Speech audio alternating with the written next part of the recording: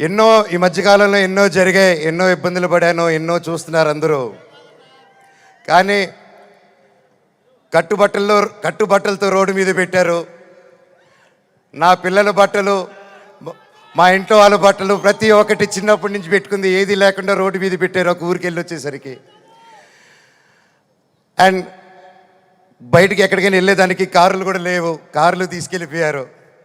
కానీ అన్న నాకేమైంది తెలుసా అన్న, శివుడు ఏ రూపంలో వచ్చాడు తెలుసా అన్న, ఫ్యాన్స్ రూపంలో వచ్చారన్న.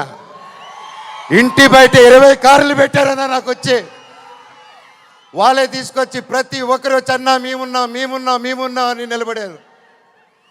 దీని అంతట్లో నాకు ఒకటే బాధ, ఇంత చేసినా, ఇంత జరిగినా, ఎంత ఇబ్బందులు పెట్టినా, ఎన్ని కేసులు వేసినా నాకు ఎవరి మీద కోపం రావట్లేదు, బాధ ఒకటే వేస్తుంది. అది నా బలహీనతో, అది వాళ్ళ బలమో నాకు అర్థం కావట్లేదు.